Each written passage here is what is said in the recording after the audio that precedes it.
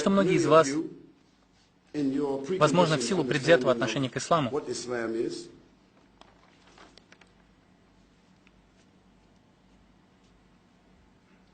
многие из вас слышали или вам говорили, что мусульмане — это террористы, мусульмане — фанатики, мусульмане — еретики, мусульмане — экстремисты, мусульмане — убийцы, мусульмане берут в заложники. Возможно, это вам говорили. Но я вам скажу, что в некоторых случаях это правда. Несомненно, есть мусульмане, которые появились не только в последнее время, но еще до возникновения газет и других средств массовой информации. Были мусульмане, которые были незначительными элементами, которые делали подобное, безусловно. Но давайте будем объективными. Давайте обратимся к истории и будем объективными. Разве иудеи и христиане не делали то же самое? И разве они не продолжают делать это? Да, они продолжают. Преступник — это преступник. И грешник — это грешник. Но вы никогда не увидите в новостях христианина, педофила. Вы никогда не увидите педофила, которого называют христианским педофилом. Вы никогда не увидите в новостях убийцу, которого будут называть христианским убийцей или иудейским убийцей. Тимоти Маквея не назвали христианским террористом. Чарльза Мэнсона не назвали христианским серийным убийцей. РРА неизвестна как христианская террористическая организация. Да, они совершали и совершают тяжелые и отвратительные преступления. Но они не были отнесены к христианским террористам, христианским фанатикам.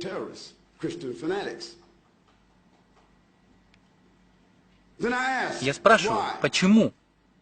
Почему, когда обвиняют мусульманина, может быть, даже непричастного, непризнанного виновным, когда мусульманина просто обвиняют в чем-либо, его называют исламским фундаменталистом, исламским фанатиком, исламским террористом? Почему? Потому что средства массовой информации контролируют люди, которые хотят дискредитировать ислам и дискредитировать мусульман. И я говорю, что это нечестно. Да, правда, что некоторые мусульмане ответственны за искажение ислама, за искажение об исламе и недоразумение об исламе. И как результат, они ответственны за проступки некоторых мусульман. Но давайте будем честными и объективными. Я думаю, что если вы изучите историю и зададите себе вопрос, кто покровительствовал международной работорговле, в результате которых погибло 80 миллионов людей, которых перевозили как свиней и собак,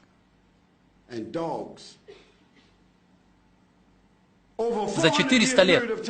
Это делали мусульмане? Это делали не мусульмане. Но их не называют христианскими фанатиками. Хотя это была Португалия, Испания, Америка, Великобритания, Франция. Все это христианские страны, и все они сотрудничали с католической церковью.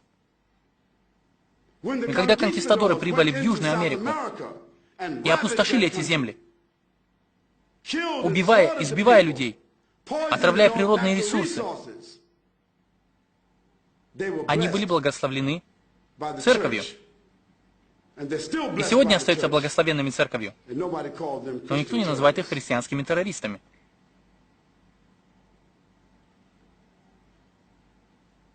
Когда первые поселенцы прибыли в эту страну, здесь уже жили люди. Вы должны знать это.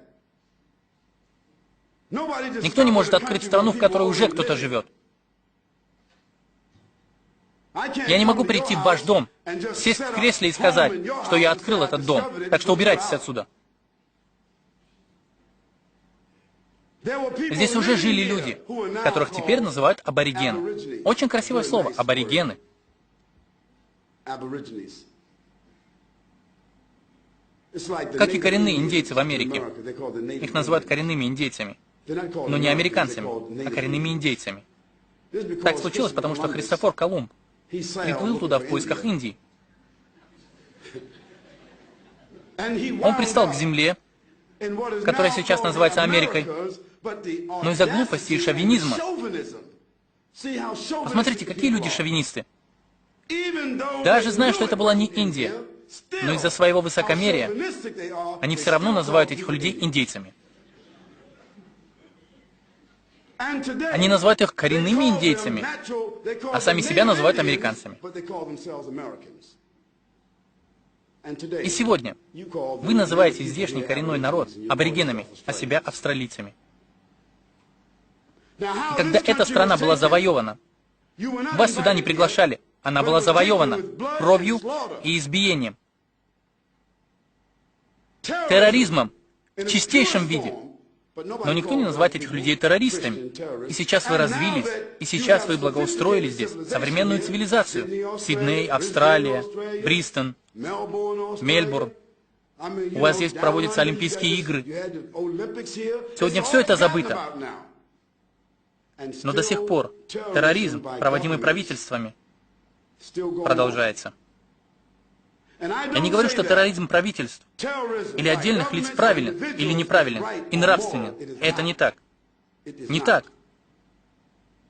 Но с одной стороны мы можем назвать людей в Афганистане или в Чечне, или в Кашмире, или в Палестине, или в Сомали, или в какой-либо другой части Африки, или, может быть, в Индонезии, или в какой-либо другой точке мира. Вы не можете называть их террористами из-за их борьбы за освобождение от притеснений, в то время как вы делали то же самое, но оправдываете свою историю и прославляете ее. Это нечестно. Я говорю, что это преступление, независимо от того, совершено оно необразованными, неразвитыми людьми или образованными, развитыми. Преступление правительства тоже зло, как и преступление одного человека. Но тем не менее, преступления правительств остаются непроверенными, потому что они обладают властью, и нет никого, кто бы мог бы их проверить. Но отдельных людей правительство преследует и проверяют их. И этим я хочу сказать, что назвать ислам или мусульман фанатиками несправедливо. Ислам — это система веры, мировая система веры. И, между прочим, вы, может быть, это и не знаете, но каждый пятый человек на этой земле мусульманин.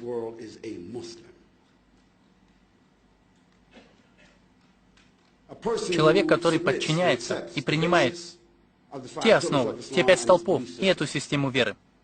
И эти мусульмане, они не живут в Аравии, ездя на лошадях с мечами в тюрбанах, говоря каждому «подчинись или умрешь». Нет. Не все арабы мусульмане, и не все мусульмане арабы. На самом деле только 19% мусульман — это арабы.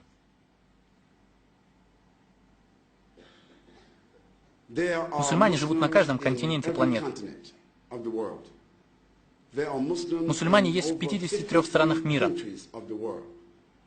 А в 23 странах мира они составляют большинство населения. Достоверно известно, что значительную часть мусульман составляют совсем не арабы, а индонезийцы, ваши соседи. Это крупнейшее население мусульман в мире. Нас, мусульман, объединяет то, что мы свидетельствуем, что нет никого достойного поклонения, кроме всемогущего Бога, и то, что Мухаммад — посланник Бога. Мы принимаем эти 5 столпов и воплощаем их в жизнь в виде исламской системы веры. Ислам имеет свою историю. 1424 года назад был ниспослан Коран. Пророк, да благословит его Аллах и приветствует, родился в 570 году нашей эры, до дня рождения Иисуса Христа, сына Марии, в 610 году. И в 623 году пророк, да благословит его Аллах и приветствует, умер. И 30 лет после смерти пророка, да благословит его Аллах и приветствует, те пустынные арабы, необразованные люди, жившие в самом отсталом районе мира, развили новую цивилизацию посредством этого Корана и поведения этого пророка. И три силы того времени, три цивилизации, римляне, персы и Абиссиния, были повержены через 30 лет после ниспосылания Корана. А через 1000 лет после ниспосылания Корана мусульманская цивилизация занимала господствующее положение в мире. Каким образом? Через науку, через искусство, культуру, правление, учреждения, которые невредимы и по сей день. И через этот Коран возникло то, что западный мир называет возрождением или эпохой просвещения. Где они берут свое начало? Где начало эпохи просвещения? Она берет начало с искусства, культуры, языка, поведения, научного вдохновения Корана и мусульманской цивилизации.